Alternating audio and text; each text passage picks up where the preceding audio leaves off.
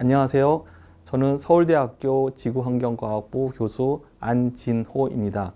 저는 주로 빙하와 온실가스를 연구하고 있습니다.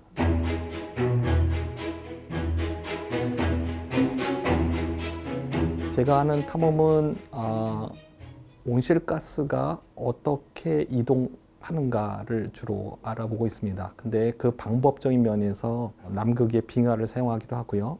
그린랜드의 빙하를 사용하기도 하고, 또는 동토 지역의 땅속에 있는 얼음을 사용하기도 하고, 또는 남산이나 관악산에 있는 공기라든지 서울대 입구 전철역 사거리에 있는 공기를 이용하기도 합니다. 그래서 다양한 곳에 있는 온실가스를 이제 분석을 해서 과거와 현재를 모두 관찰을 하고 있습니다.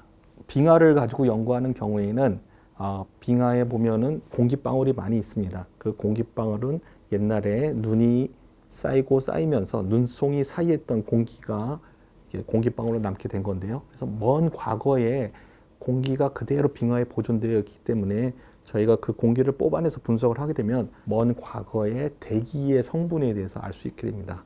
그 중에서 이제 사람들이 관심 있는 게 온실가스죠. 그래서 온실가스가 어떻게 농도가 대기 중에 조절되었으며 그거와 기후변화는 어떤 관계가 있는가, 기후는 왜 변했는가, 온실가스는 왜 높아지고 낮아졌는가, 이런 질문에 대한 해답을 찾으려고 하는 겁니다.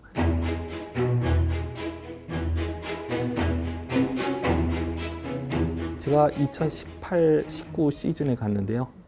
보통 남극에 갈 땐 우리 겨울 때 갑니다. 그래야지 남극이 여름이니까요. 비교적 따뜻한 환경에서 할 수 있는데, 극지연구소 빙하팀이랑 같이 연구를 했고요. 저희가 주로 했던 거는 라센 빙하라고 있습니다. 푸른 색깔을 띠는 빙하가 있어요. 왜냐하면 깊은 데 있던 빙하가 이렇게 표면에 노출되면서 위에 눈송이 층이 쌓이지 않고 깎이는 지역이에요. 그래서 이제 푸르게 보이는데, 거기서 빙하를 이제 시추를 해서 과거 10,000년에서 20,000년 정도 되는 빙하를 저희가 이제 가져와서 분석을 해서 과거 빙하기에서 간빙기로 가는 사이에 기온이 얼마큼 상승했는지 측정을 했고요. 그다음에 거기에 있던 빙하 표층에서 그 공기방울 안에서 뭔가 새롭게 또 온실가스가 생성되는 걸 저희가 발견을 했어요. 그래서 그 원인이 뭔가 지금 분석을 하고 있습니다.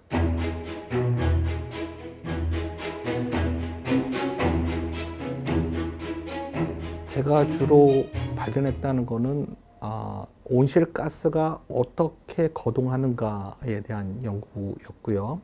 빙하기 안에서도 따뜻해지고 추워진 간빙기라고 하는 게 있었는데, 그 기간 동안 그 기온 변화하고 온실가스가 어떻게 서로 연결되어 있었는가. 결론적으로 쉽게 말씀을 드리면 해양에서, 특히 남극해에서의 해류 순환이 굉장히 이산화탄소 농도 변화에 중요한 역할을 했다는 것을 이제 제가 이제 발견해서 기여한 게 아마 지금까지 제가 연구한 것 중에 가장 신나는 연구 결과였던 것 같고요.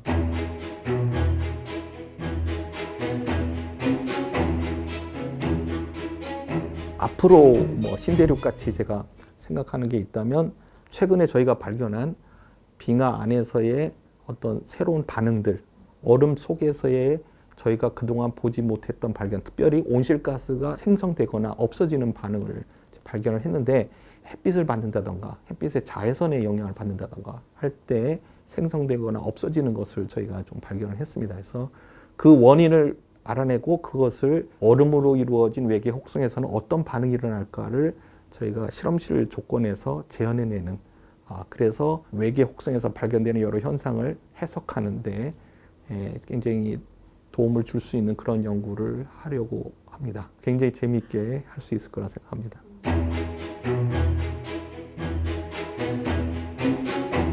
차이가 있죠. 남극은 대륙으로 돼 있고 북극은 바다로 돼 있죠. 북극 점이, 그렇죠. 그래서 가장 가까운 대륙 큰 게 그린랜드죠. 그린랜드. 그래서 남극하고 북극을 비교하려면 이제 그린랜드 빙하하고 남극 빙하를 가지고 비교를 하죠. 이제 온실가스 성분도 조금 다릅니다. 공기가 남반과 북반과 섞이는데 한 1년, 몇 년 정도면 섞입니다. 그러긴 하지만 어떤 온실가스가 나오고 소멸되는 게 지역적인 차이가 있기 때문에 그린랜드하고 남극은 굉장히 다르고요. 그 다음에 그린랜드 빙하는 상대적으로 젊어, 연령이 12만 5천 년 이 정도인데 남극은 80만 년까지 나왔고요. 사실은 더 오래된 것도 최근에 발견이 됐어요. 그건 이제 적설량하고 관련이 돼요. 1년에 쌓이는 눈의 양이 적으면 적을수록 빙하 두께가 이제 어느 정도 이상 크면은 자체 하중 때문에 유지하기 어려워요. 이제 불안정해지거든요. 그러면 이제 1년에 쌓이는 양이 작으면 작을수록 더 오래된 기록이 남아 있을 수 있겠죠. 그런 면에서는 남극이 적설량이 훨씬 적기 때문에 오래된 빙하가 있고요. 그린랜드는 좀 젊습니다. 그리고 먼지가 많아요. 그린랜드 빙하는 먹지 마세요. 네, 그린랜드는 저는 안 먹어요. 그린랜드 남극 것만 먹습니다.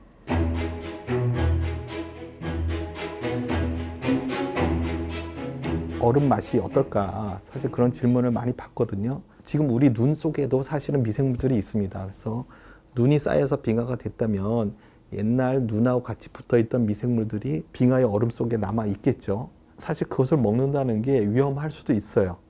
근데 경험적으로 그동안 많은 과학자들이 남극 얼음 먹었는데 아직 안 죽었거든요. 그래서 하루는 저희가 팥빙수를 만들어 먹어봤어요. 저는 그 차이를 구분을 못했어요. 근데 저희 학생은 구분을 하더라고요. 맛이 다르대요. 다만 저는 팥빙수를 만들어 먹으면서 어떤 게 남극 얼음인지 알았어요. 그 얼음이 이제 녹아가면서 공기방울이 이렇게 뽀글뽀글 올라오는 게 있어요.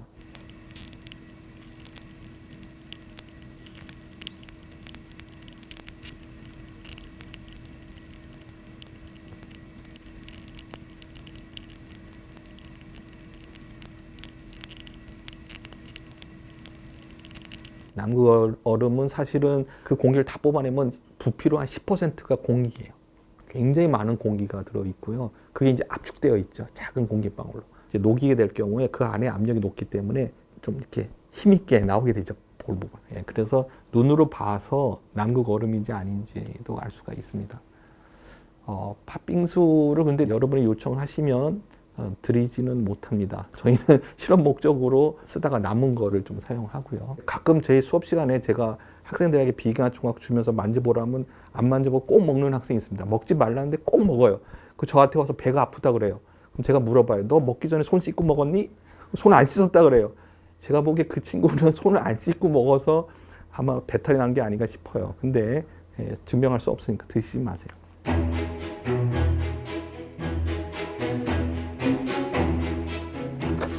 빙하도 이제 여러 종류가 있는데 여러분 사실 겨울철에 얼마 전에 눈이 많이 왔잖아요. 한 얼마 정도 지난 다음에 보면 그게 이제 먼저 녹았다 얼었다 녹았다 얼었다 하면서 이제 얼음 덩어리처럼 보일 거예요. 근데 거기도 자세히 보시면 공기방울이 있습니다. 저도 이제 처음에 한국에 와서 실험 장비를 만들었는데 남극 빙하가 없어서 그거 가져다가 실험을 했어요.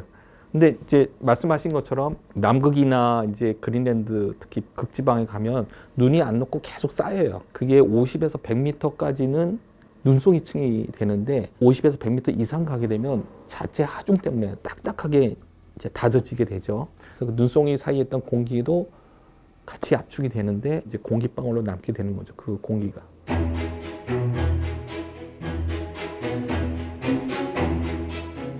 그 연구 목적에 따라 다를 수 있는데 저 같은 경우에는 보통 한 2달 정도 잡고 가서 왔다 갔다 하는 시간이 한 달이고요. 현장에서 한 달 정도 작업을 한다고 보시면 되는데 그 한 달도 이제 기지에서 대기하고 준비하는 작업을 하게 되고 실제 활동하는 건 한 2주?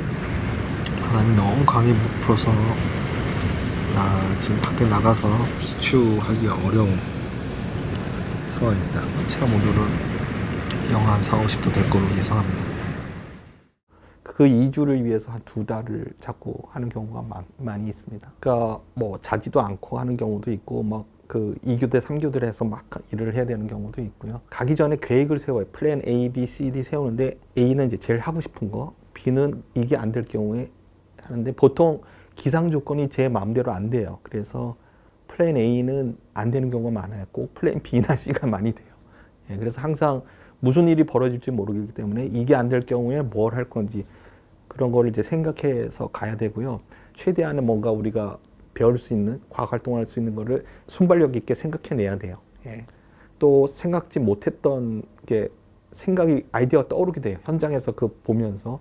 그럴 경우에 계획을 약간씩 수정하기도 합니다. 예. 그게 오히려 재밌죠. 계획했던 대로 되는 게 아니기 때문에 그게 또 오히려 더 재밌는 것 같습니다.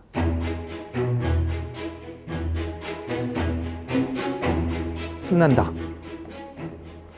예. 탐험하는 건 항상 신나고요. 생각지 못했던 일들이 발생합니다. 계획대로 안 됩니다. 그래서 재밌습니다. 예상하지 못했던 발견이 있을 때 그게 이제 새로운 발견이 되는 거죠.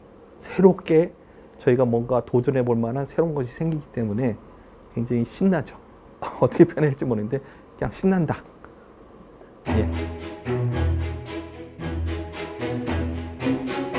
그 학생 때 자기가 생각했던 어떤 연구 분야랑 실제 대학에 와서 대학원을 와서 하는 거랑 좀 다를 수 있습니다. 나는 이걸 잘하니까 이거를 해야 되겠다. 너무 이렇게 못 박지 않았으면 좋겠어요. 여러분 대학 갈 때는 한 분야 이렇게 정하는 게 좋을지 모르겠는데 사실 지구과학을 잘하려면 물리도 잘해야 되고 화학도 잘해야 되고 생물학적 지식도 필요하고요. 다양한 경험이 필요합니다. 제가 아는 아주 뛰어난 과학자들은 책을 굉장히 많이 읽어요. 역사책도 많이 읽고요. 예, 그런 데서 새로운 영감을 얻기도 하고 굉장히 새로운 아이디어를 얻기도 하고요. 저는 이제 예술하시는 분이나 문과 쪽에 사회학, 인문학 하시는 분들에게도 굉장히 관심이 많아요. 사실은 이제 그런 융합적인 거에서 새로운 게 나온 거거든요. 과학도 여러분이 물리를 잘하면 그 물리 지식을 가지고 지구과학에 적용시키면 더 지구과학만 한 사람이 발견하지 못한 새로운 걸 볼 수가 있을 거라 생각을 합니다. 그래서 조금 이렇게 사고의 폭을 좀 열어두셨으면 좋겠다 그런 생각을 합니다. 결국 학생들이 걱정할 필요 없고요. 자기가 재밌는 거 그냥 하면 됩니다. 그때. 나는 중학교 때 물리가 좋으면 물리 더 많이 하시고 화학도 하시고 또 가면 계속 바뀔 거예요. 자기 관심사가 바뀔 수도 있고 그래서 다양하게 이것저것 하시되 좀 이렇게 너무 좁게만 생각하지 않았으면 좋겠다는 생각을 합니다.